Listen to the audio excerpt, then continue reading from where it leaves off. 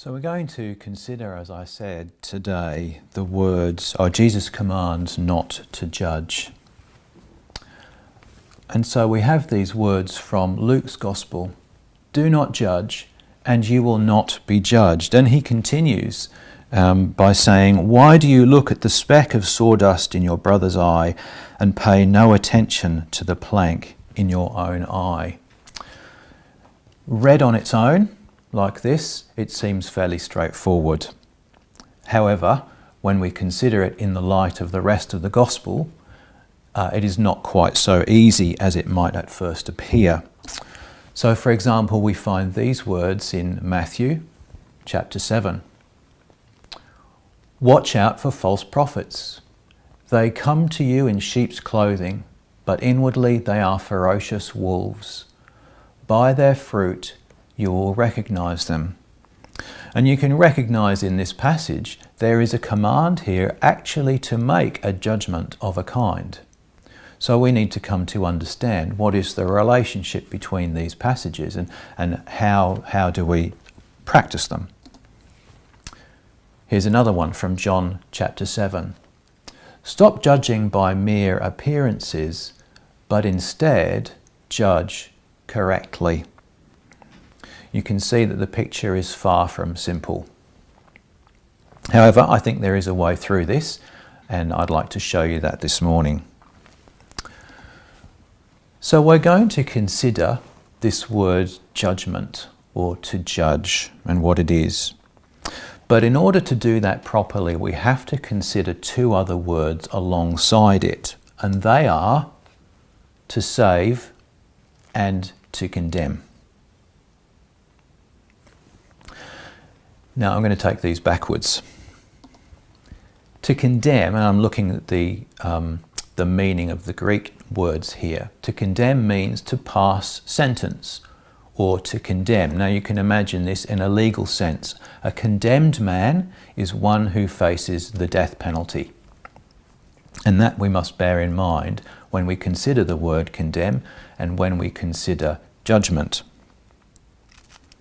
Contrast with that the meaning of to save or salvation, which means to deliver out of danger and into safety, to rescue from destruction.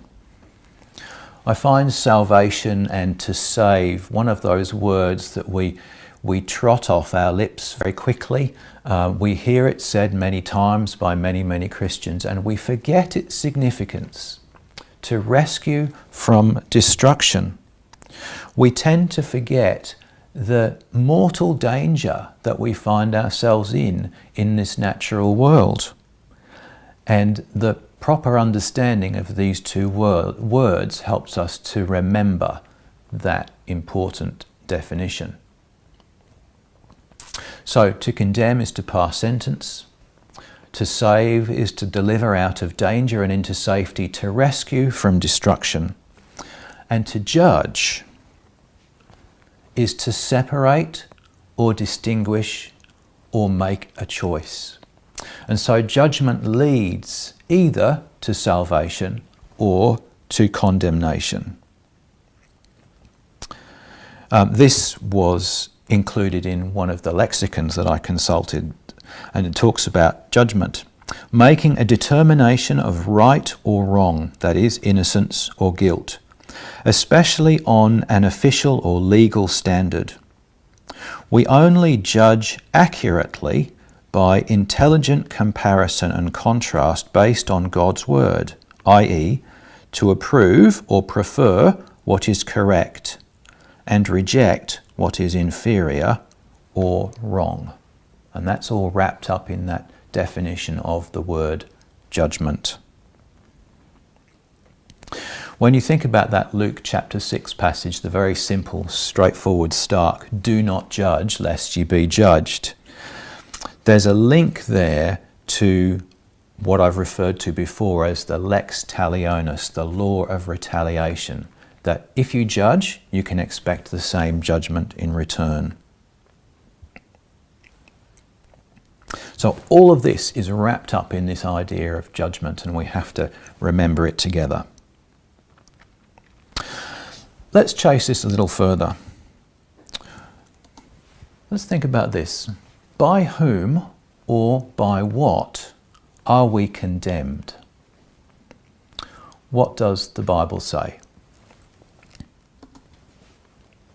Well, Matthew chapter 12, we read this. For by your words you will be justified, and by your words you will be condemned. Mark chapter 16. He who believes and is baptized will be saved, but he who does not believe will be condemned.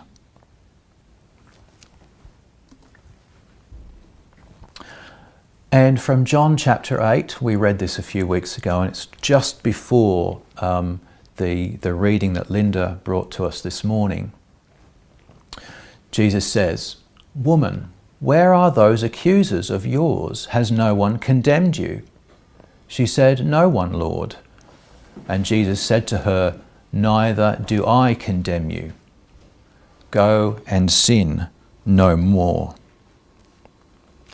What I want you to notice about all of those passages is that what is it that condemns us? It is not the Lord. It is our words, it is our beliefs and everything that believing entails, but it is not the Lord. The Lord, time and again, refuses to condemn.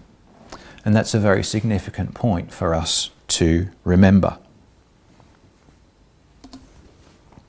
Now, by whom or by what are we saved? Let's do the same thing.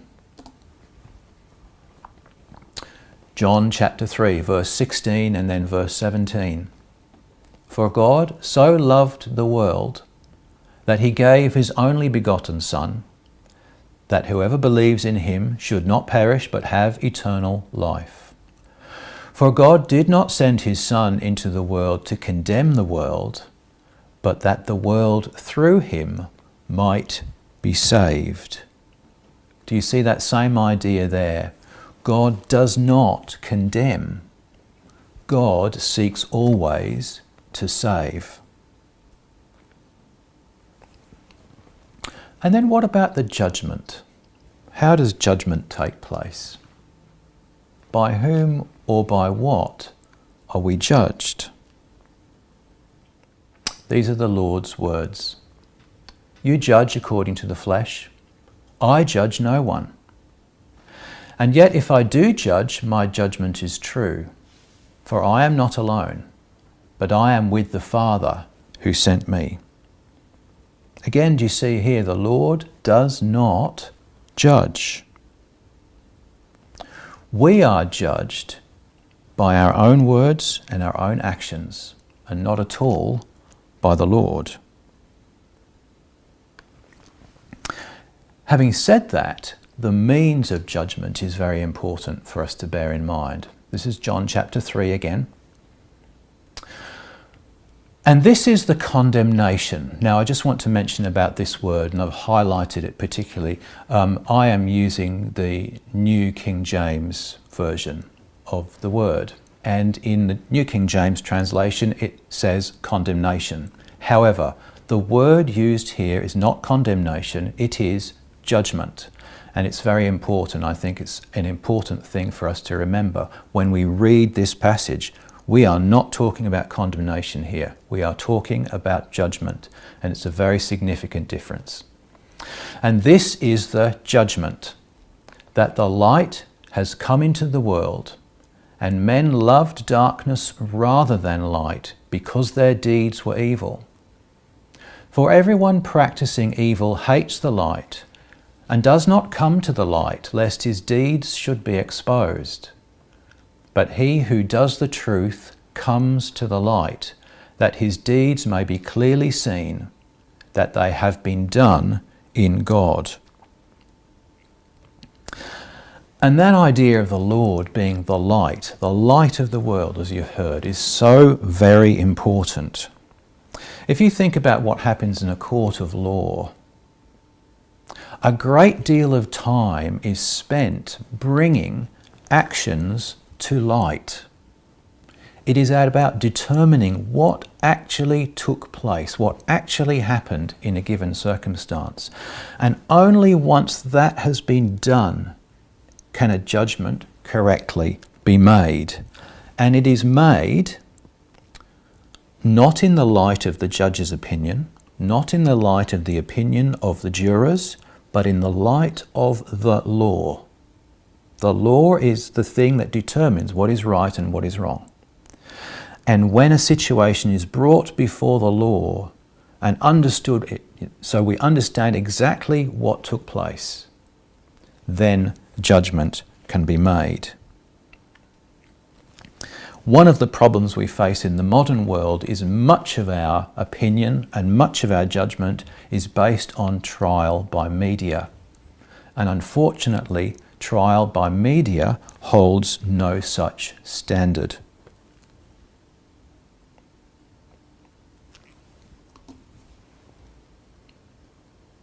Then Jesus spoke to them again, saying, I am the light of the world.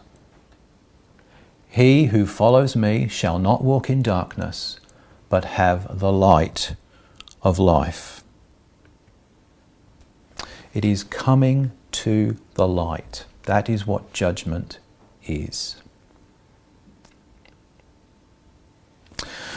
I want to share with you, just to finish off, a couple of passages from the teachings of the church, and you'll see in these passages a reflection of these same principles. It is the truth present with a person that engages in thinking. And when thought takes place in a person, he employs truth to think with. That's an interesting way of phrasing it, isn't it? All true judgment comes from a standard which is above my own thoughts and feelings. We've talked about the way that in civil terms, it is the law that defines what is right and wrong. In spiritual terms, it is the Word. It is not my own opinion of it, it is the Word, plain and simple. And so to judge correctly, we must use the truth of the Word to do so. And in doing that, we measure not only another person and our perception of another person, but we measure ourselves against that standard also. And what I find really interesting is we are judged by our very judgments. When we proclaim or make a statement about somebody, we put it out in the open and it reflects us. It reflects our own character. It reflects the nature of me. And I am judged by that statement as much as the person I am judging by it. Let's move on. One is never allowed to judge the nature of another person's spiritual life, for the Lord alone knows this. But one is allowed to judge the nature of another person's life, both private and public, since this is of importance to society. So there you have the second half of that passage talking about the legal process, the judgment that takes place there. But look at that first part and notice what it says, for the Lord alone knows this. It doesn't say the Lord alone judges it. The Lord alone knows. The Lord knows our spiritual state. He doesn't determine it. He knows it. And that is the judgment. That's the only way the Lord enters into judgment.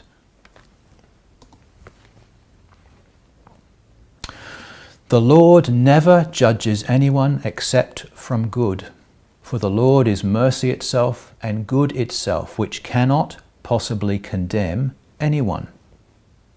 It is man who, in rejecting good, condemns himself.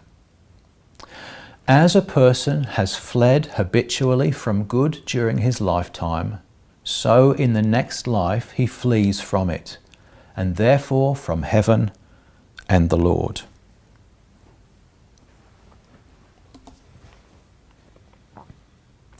Everyone will be judged according to what his life is.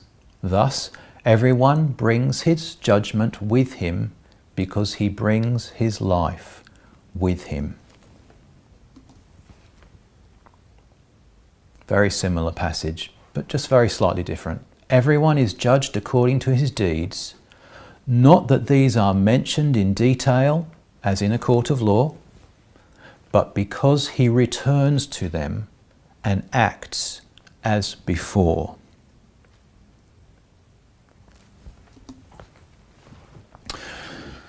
So, this week,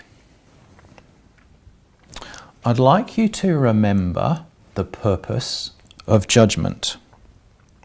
And the purpose of judgment is salvation. We need in our daily lives to make a determination between what is good and what is evil. And then we are urged to choose the good.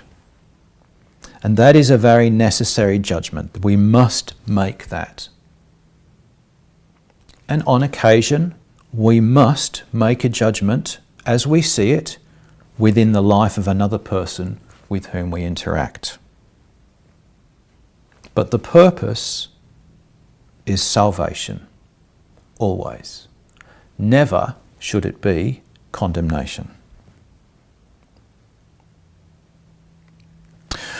When we speak and we make that judgment, when we make this choice between good and evil as we see it, the judgment applies as much to the truth, whatever it is, that exists within me.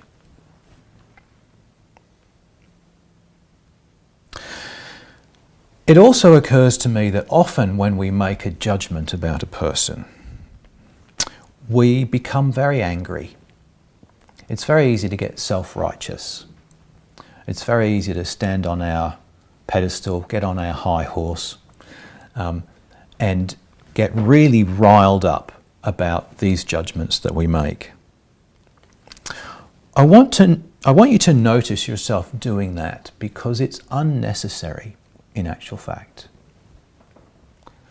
The only thing that is necessary is to speak the truth.